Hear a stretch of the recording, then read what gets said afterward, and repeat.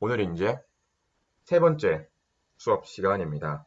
그리고 오늘 해볼 거는 비언어적 표현을 한번 알아볼 겁니다. 비언어적 표현은 즉 언어가 언어적이지 않은 발표의 요소들을 말합니다. 언어적인 요소면은 뭐 단어의 선택 그런 게 될 수 있죠. 아니면은 의인법, 은유법 그런 게 언어적 표현이고 이제 비언어적 표현 같은 경우는 크게 두 개로 나뉩니다. 하나는 음성이고 하나는 뭐뭐라는 그 몸짓입니다. 그리고 오늘 수업은 말하는 그런 말하는 기법에 조금 초점을 줄 것입니다. 약간 전에 말한 내용하고 살짝 겹칠 수도 있어요. 일부 내용은. 하지만 그것을 전에 말한 내용 그리고 추가로 저 전에 말하지 않았던 내용을 종합을 하는 시간이기 때문에 네, 오늘도 똑같이 들어주시면 감사하겠습니다.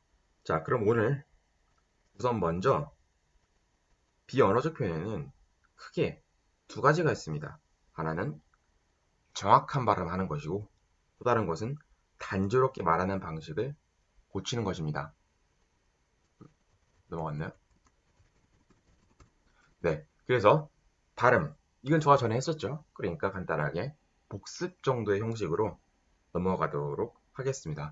그럼 이제 발성 같은 경우는 만약 모르겠다 그러면은 저번 영상에 첫 번째를 그 첫 몇 분간을 보고 오시면 됩니다. 거기서 제가 이제 발성 복습을 하게 되니까 그걸 먼저 보고 오시고 그러면은 발음 이제 들어가도록 하겠습니다. 자, 우선 발음 방법은 모음만 발음하기 방법이 있었죠. 즉 모음만 발음하는 겁니다. 예를 들어서 고기면은 오, 이 하면서 입을 크게 벌리면서 발음을 모음만 해보는 것이었죠. 그래서 먼저 오, 이 하고 그 다음에 이제 괜찮아졌을 때 고, 기 하는 방식이었죠. 발음을 전에 말씀드렸듯이 발음을 가장 정확하게 하는 방법은 입을 크게 벌리는 겁니다. 입을 크게 하면은 이 모음 발음하기 방법과 비슷하게 모음을 크게 표현을 할 수 있기 때문에 훨씬 더 발음을 정확하게 할 수 있습니다. 또한 말을 천천히 하게 되면은 혀가 다음 발음을 준비할 시간을 어느 정도 주기 때문에 그리고 입도 다음 발음할 시간을 어느 정도 주기 때문에 훨씬 더 발음을 정확하게 하실 수 있습니다. 자, 그러면은 한번 전에 해봤던 예시로 들어보겠습니다. 한국관광공사였죠. 관광 이 부분이 빠르게 발음하고 그러면은 강으로 들립니다. 이 때문에 먼저 우리는 모음만 발음할 겁니다. 한국관광공사를 아, 우, 와, 우, 아를 크게 벌려서 한번 두 번 정도, 두세 번 정도 따라해보세요.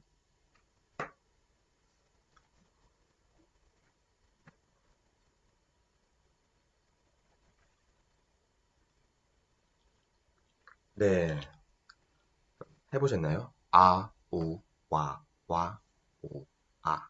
자, 그럼 이제 모음 그만하고 전체를 말해봅시다. 한국관광공사. 훨씬 더 쉬워졌죠?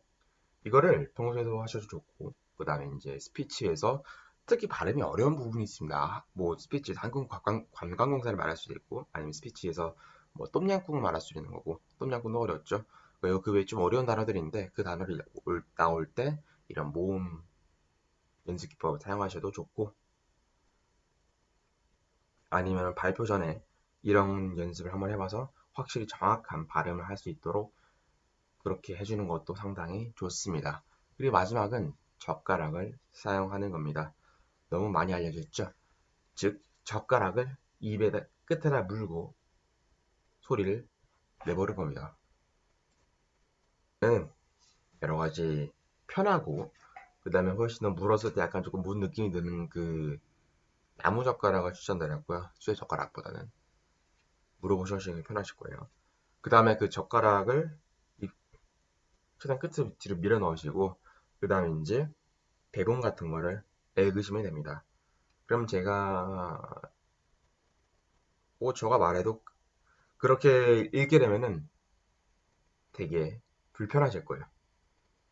하지만 그 불편한 상태에서 혀도 잘 움직이지 못한 상태에서 최대한 입을 크게 움직여서 발음을 최대한 정확하게 내려고 하셔야 합니다. 또한 혀도 최대한 잘 움직이시려고 하셔야 하고요. 이렇게 연습을 하고 나면은 평상시에 이런 연습을 하셔도 발음이 좋아지는 데 도움이 되고요. 그 다음에 이제 발표 전에 대본을 보고 연습을 해도 늘어나고요. 이게 좀 발음이 훨씬 좋아지고요. 그리고 발표 전에 하면은 한 최소 5분 정도가는 효과가 지속될 거예요. 그러니까 발표하기 전에 몰래 펜 같은 거 물고 하셔도 좋습니다. 그러면은 여러분이 한번 나무젓가락을 물고 네이버에 가서 기사를 보시고 한번 여러분이 그 기사를 읽어보세요. 다 읽으실 필요 없고 한 반 정도만 읽어보세요. 시간 드릴게요.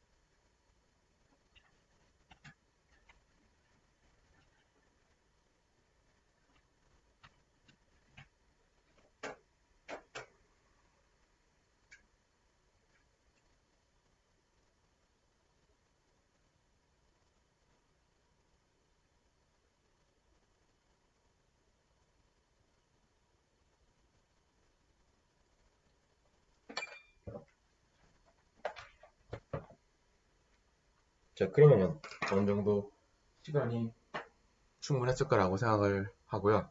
혹시 시간이 부족하시다면 멈추시고 더 하시면 됩니다. 자, 그럼 그렇게 다음으로 넘어가겠습니다. 그럼 이제 다음은 혀 스트레칭이고요. 혀 스트레칭은 정말 간단합니다. 이거는 아무 데나 할 수 있고 특히 발표 전에 바로 전할 수 있는 것이요. 그러면 혀 스트레칭은 완전 혀 여기 이제 턱도 있고요. 우선은 턱을 너무 세게는 말고 우선은 이제 위, 아래, 양, 옆으로 움직여주시면 됩니다. 간단하게 입술이 많이 움직일 거예요. 느낌이 입술을 위, 최대한 코에 가깝게 위치하시고, 그리고 아래를 있을 땐 코와 가장 멀리 위치하시나 생각하시면 되고, 그리고 양옆도 똑같습니다. 입술을 오른쪽, 왼쪽에 두신다고 생각하시면 됩니다. 이거를 한 5번 반복해 보세요. 위, 아래, 양, 왼쪽, 오른쪽. 한번 5번 반복해 보세요.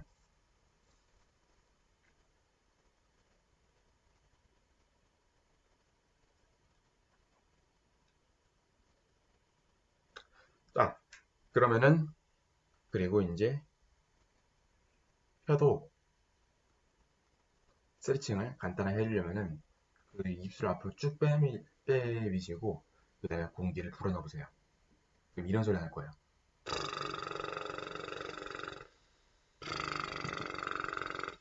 이렇게 입술 앞으로 쭉 빼시고 소리를 내보세요. 이거를 5번 반복해 보세요.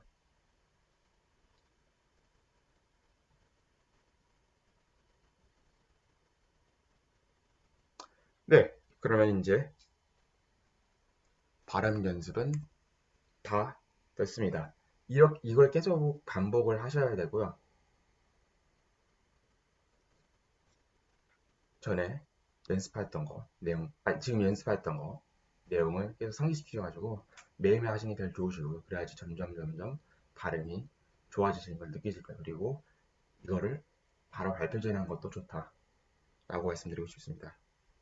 부정확한 발음은 내용 전달에 문제되고 이해도가 저하되기 때문에 최대한 정확한 발음을 하려고 하셔야 되고요. 또 집중력 저하의 원인이 되기도 합니다. 예를 들어서 발음이 부정확하게 되면은 어떤 내용이 들리지 않기 때문에 들리는 거 포기하고요. 들리는 거 포기하면 결국 집중력 저하의 원인이 되죠. 또한 발음이 정확하게 되면은 훨씬 더 아까 말했던 건 반대로 집중하게 됩니다. 잘 들리기 때문에 큰 노력하지 않아도 쉽게 들리기 때문에 훨씬 더 사람들이 잘 듣게 되는 효과가 나옵니다. 그럼 이게 이제 발음에 관한 모든 거였고요. 그리고 단조로운 말하기 방식 고치기를 한번 해보겠습니다. 이거는 음량, 속도, 억양, 강조, 쉼을 포함하는 것이죠. 네, 그럼 이제 단조롭게 말하는 방식을